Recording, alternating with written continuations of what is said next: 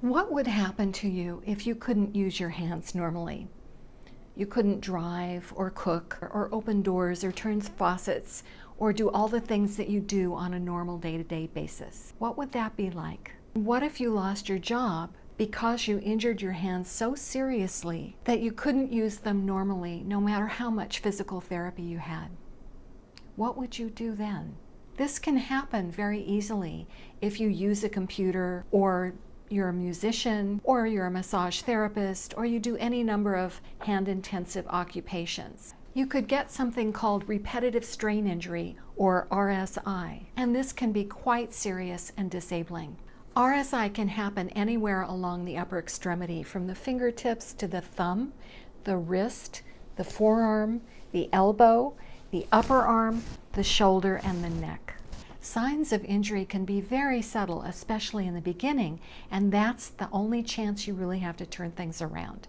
So they can be things like numbness or tingling or weakness or fatigue. You could have trouble buttoning buttons or putting on jewelry. There are many ways that your hands just aren't working the way they usually do, and these could be very subtle signs that something is going on and you should pay attention to them. Pain, which can be electrical or stabbing or deep soreness or pain that wakes you up at night, can be a sign that you're in a very chronic late stage of RSI. You can get better, but the condition will be chronic, something that you will have to deal with on a daily basis. Most people get RSI in many different places because now they're doing compensatory and substitution movements, which can cause strain in other areas of their upper extremity.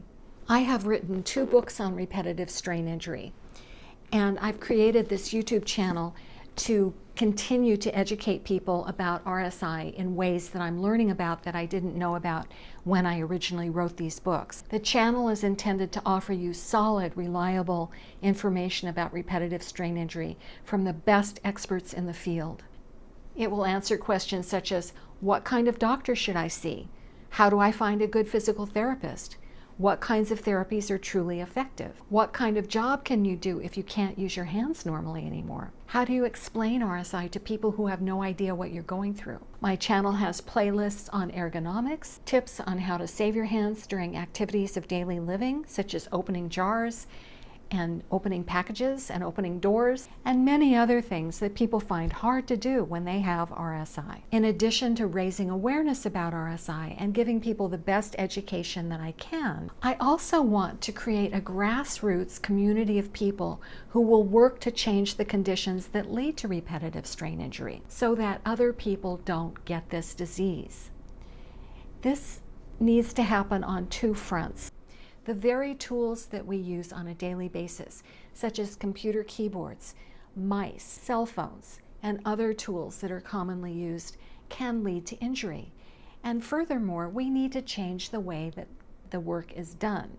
People are not meant to be sitting all day making small movements with their hands. And just the very position of holding your hands with your elbows bent and turning the palms down is in and of itself a terrific risk factor for injury. So think about the amount of time that you spend on the keyboard. RSI is a cumulative trauma disease. It doesn't happen overnight. So all of your activities add up.